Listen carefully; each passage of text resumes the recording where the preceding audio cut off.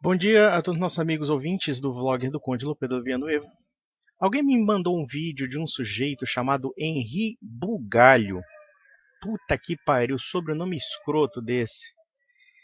E a gente poderia dizer que ele confunde alhos com bugalhos e, no final das contas, poderia ser rebatizado de Henri Burralho, porque o conhecimento histórico deste indivíduo é uma coisa absurdamente distorcida, mentirosa e também mostra sinais claros de ignorância. Eu respondo em particular a um vídeo chamado Comunismo versus Capitalismo. Quem matou mais ou qual matou mais? Não?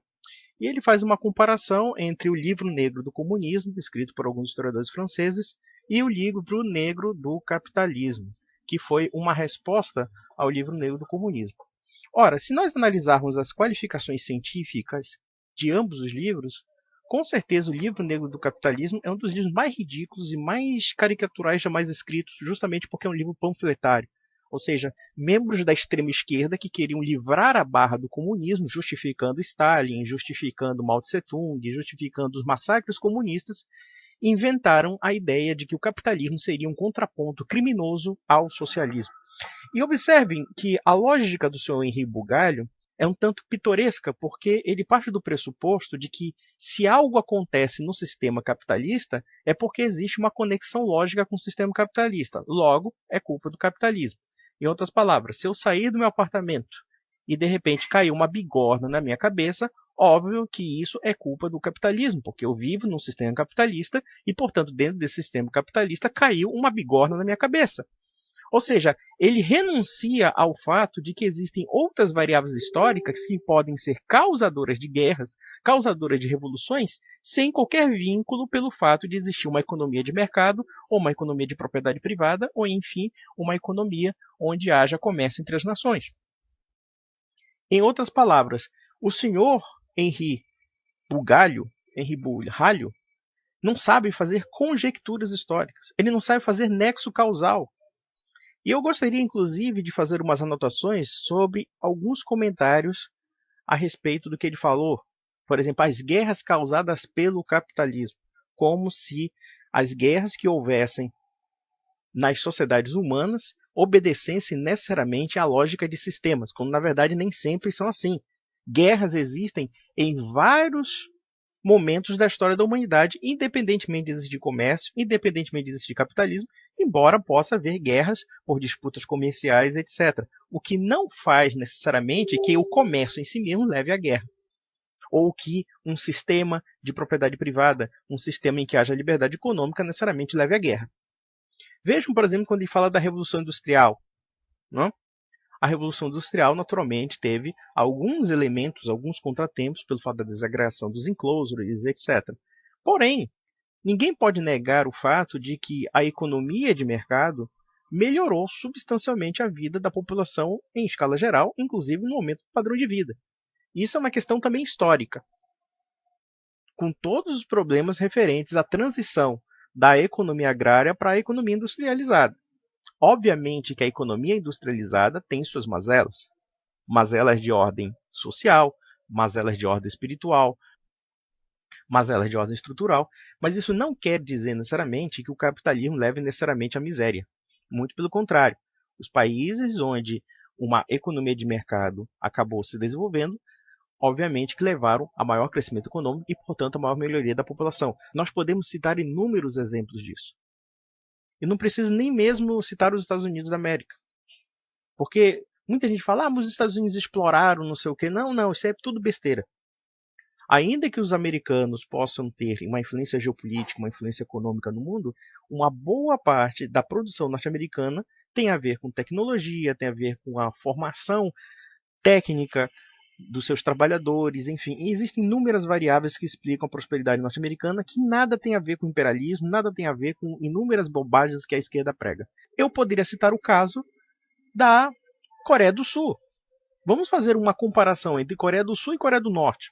A Coreia do Norte, comunista, totalitária, assassina, matou mais de 1 milhão de pessoas, matou outros 2 milhões de fome, e a Coreia do Sul, capitalista, riquíssima, próspera, e a qualidade de vida muito superior à Coreia do Norte.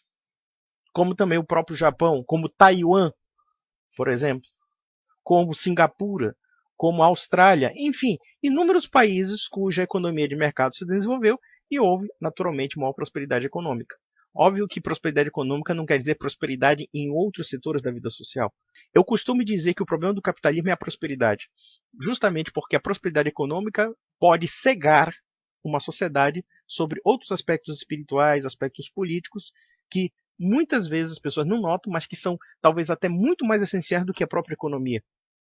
Um exemplo clássico disso é que nós percebemos que os liberais se preocupam demasiadamente com a economia, demasiadamente com o livre mercado, enfim, mas esquecem os elementos espirituais, os elementos históricos, os elementos morais, éticos, religiosos, etc. E aí eu estava vendo aqui sobre as citações ou as indicações de guerras causadas pelo capitalismo, massacres causados pelo capitalismo. Né? Ele fala da exploração colonial, um tema, no meu entender, bastante controverso, porque quando nós falamos de impérios como o português, como o espanhol, etc., obviamente que teve a prática do escravismo, enfim, mas também teve uma institucionalidade que agregou o mundo inteiro dentro de relações comerciais em escala mundial, como também de relações culturais universais. Então, quando nós falamos de impérios, por exemplo, e eu falo dos impérios modernos, o Império Português, o Império Espanhol, até mesmo o Império Britânico, sob alguns aspectos, né? Nós temos que entender que existem alguns elementos positivos nesses impérios. Nem tudo é coisa ruim. O Brasil é produto de uma perspectiva imperial. A América Latina é produto de uma perspectiva imperial. E existem vários nuances que podem ser analisados dentro dessas perspectivas imperiais. Prós e contras. Não essa generalização descabida, desleixada, de que tudo que é imperial é feio e horroroso. Vamos dizer que o Império Romano tem seus pecados? Obviamente que sim, mas ninguém vai negar o legado do Império Romano no âmbito da cultura, no âmbito da civilização. Então são categorias simplórias baseadas em critérios eminentemente ideológicos e muito pouco históricos. E nós vamos aqui analisar o fato da Segunda Guerra Mundial, que ele diz que foi culpa do capitalismo. Senhor Burralho, estude melhor o assunto. A Segunda Guerra Mundial não tem nada a ver com o sistema econômico capitalista. Tem a ver com uma disputa geopolítica da Alemanha contra demais países da Europa. E detalhe, devemos recordar a esse bonitinho que a guerra aconteceu por conta de uma aliança entre dois regimes totalitários, a Alemanha nazista e a Rússia soviética. Quer dizer que a Segunda Guerra Mundial só vale para a Alemanha nazista e não vale para Stalin, que, junto com Hitler, invadiram a Polônia e dividiram a Polônia ao meio. Quer dizer que os acordos do Tratado Ribbentrop-Molotov, que facilitaram a logística da Wehrmacht, que era o exército alemão, conquistar países democráticos, né? Ou seja, a Alemanha nazista derrubando a França, derrubando a Dinamarca, a Suécia, a Holanda, enfim, subjugando todos aqueles países e praticamente dominando quase toda a Europa Ocidental, com o apoio do regime soviético. Quer dizer que a culpa é do capitalismo também? E vejam que quando ele cita um autor chamado Adam Tooze, ele diz assim, não, Adam Tooze diz que é um sistema capitalista, mas não é um sistema capitalista de mercado, e não sei o quê. Olha, meu amigo, você quer adaptar a coisa. Eu conheço a obra do Adam Tooze. Eu posso lhe dizer uma coisa, que dentro da sua lógica um tanto rasteira, até o sistema soviético pode ser capitalista, uma vez que, mesmo que houvesse um processo brutal de estatização da economia soviética, contudo, e aqui eu posso até citar o economista da escola austríaca, o Ludwig von Mises, e nesse ponto eu acho que ele tem razão, que a economia socialista no seu estado puro não sobrevive. Ele precisa de uma tolerância a uma certa liberdade de mercado fora do controle estatal. Ainda que a economia soviética fosse teoricamente majoritariamente controlada pelo Estado, havia um mercado negro abissal que sustentava o Estado soviético. E não somente o mercado negro, havia recursos do Ocidente capitalista para sustentar o Estado soviético, sem o qual o Estado soviético seria impossível de existir.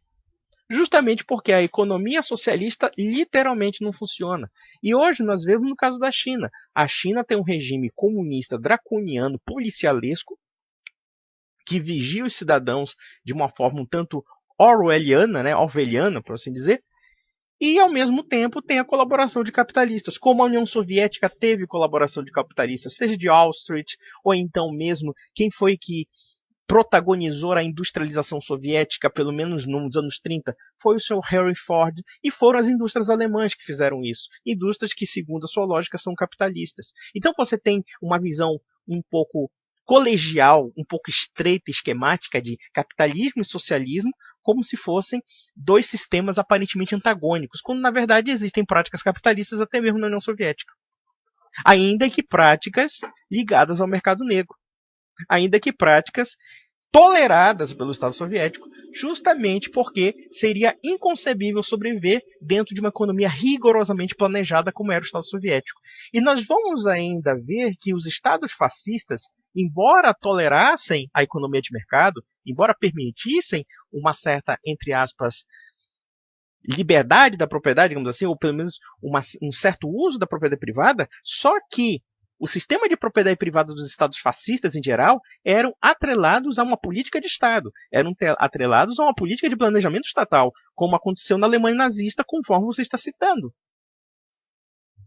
O Adam Tooze fala do quê? De uma economia de guerra, de uma economia que, mesmo sendo privada, está sendo direcionada pelo Estado. O próprio Hitler, nas memórias de Helmut Rauschning, que escreveu um livro chamado Hitler me disse, pelo menos a tradução espanhola é isso. Parece que eu não sei se é Gesprache o nome do livro em alemão, mas ele diz que quando Hitler foi perguntado se ele estatizaria as empresas alemãs, porque havia essa discussão no Partido Nazista, ou seja, uma discussão de elementos socialistas radicais dentro do partido, ele dizendo o seguinte: olha, eu não vou fazer essa loucura como os soviéticos. Eu não vou estatizar a economia alemã. Eu vou estatizar o povo. A Alemanha nazista não vai mudar a relação de propriedade, mas a relação do indivíduo com o Estado. E ele finaliza: para que estatizar as propriedades se a gente pode socializar o povo? Ou seja, o povo é uma engrenagem do Estado. Mesmo que ele utilize a título de usufruto a propriedade, ou a título de posse da propriedade, mas na prática, essa propriedade está sendo utilizada indiretamente pelo Estado. Então, essa era a lógica do Partido Nazista. E essa era a lógica de muitos dos estados fascistas mais radicais. Ou seja, que a propriedade privada é tolerada dentro das condições e das finalidades do próprio Estado. E Vossa Senhoria não tem capacidade de perceber esses nuances, por falta de intelecto, por falta de leitura.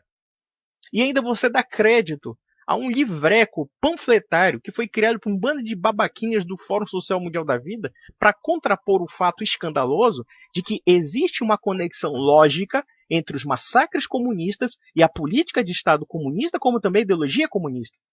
Essa é a diferença básica entre os acontecimentos que houve em certos países capitalistas e certos países comunistas. Não existe uma conexão lógica entre Segunda Guerra Mundial e capitalismo. Muito pelo contrário. Em muitos aspectos, o Estado nazista era muito anticapitalista. Como, por exemplo, a criação de campos de concentração, a criação de campos de extermínio, a tentativa de remodelar racialmente a Europa. Isso custa muito dinheiro. Criar ferrovias para deportar judeus, para deportar um bando de gente, mesmo com trabalho escravo, isso não gerava lucro para o Estado alemão, gerava prejuízo. Poderia gerar lucro para as empresas. Empresas, lembremos, que estavam associadas ao Partido Nazista, com militantes nazistas, como o que ocorre hoje na China comunista. Ou seja, se você é um empresário que quer trabalhar para a China, você tem que trabalhar para o Estado comunista, para a ditadura do Partido Comunista Chinês.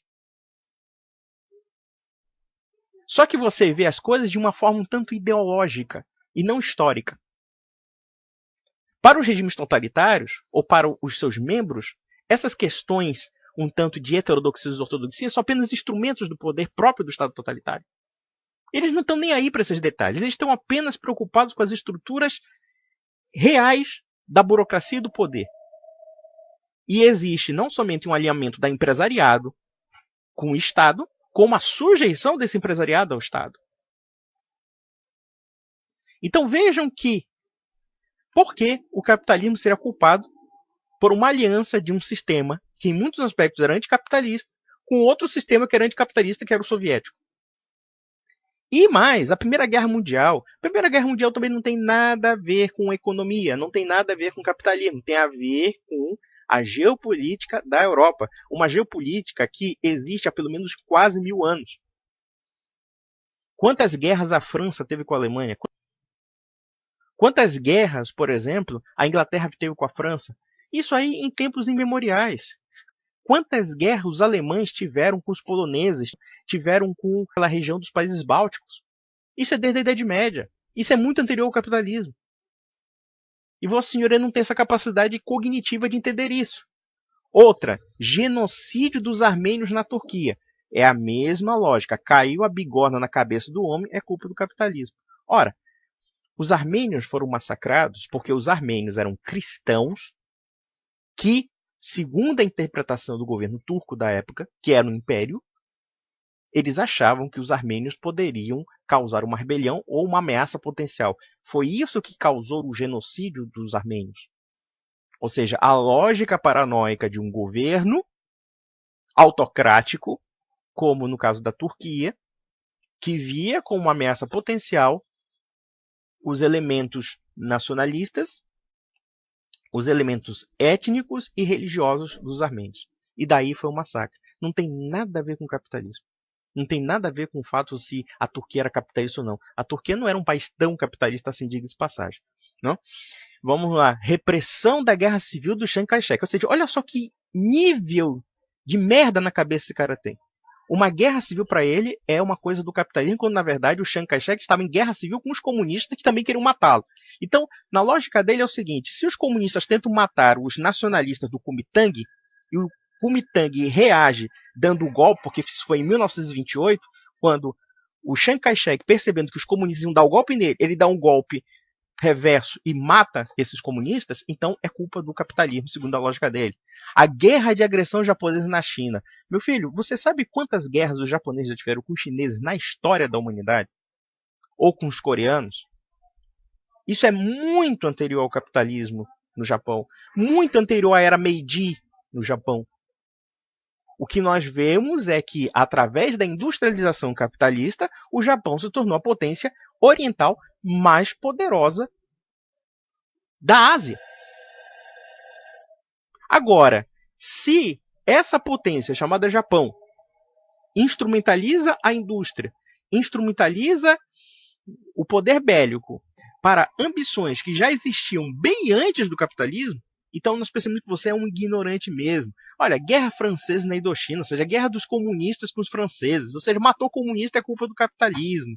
Outra, guerra do Vietnã, massacre anticomunista, oh que horror, isso é culpa do capitalismo, mataram os comunistas vagabundos que estão financiados pela União Soviética e queriam implantar a ditadura comunista. Então o negócio é implantar a ditadura comunista mesmo e, claro, quem mata comunista é capitalista, obviamente, né? E detalhe, nós temos que entender que a Indonésia não era um país tão capitalista assim. Não? Mas enfim, vamos lá. Guerra na Argélia, outra guerra causada por comunistas.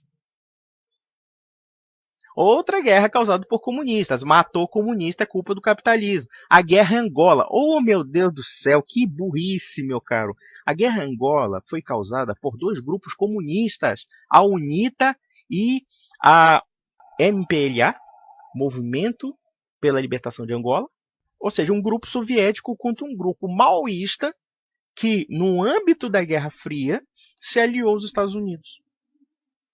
Mas é claro, quando os comunistas começam a matar, começam a estuprar, como eles fizeram, por exemplo, na Guerra de Independência de Angola, quantas mulheres portuguesas foram estupradas, quantas crianças portuguesas foram estupradas, foram assassinadas? Isso ele não fala.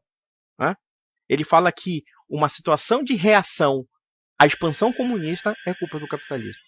Em suma, meus amigos, é o seguinte, esse cara é um otário, esse cara é um débil mental de primeira, não sabe o que está falando, tá? Não tem conhecimento histórico profundo e o vídeo dele é horroroso.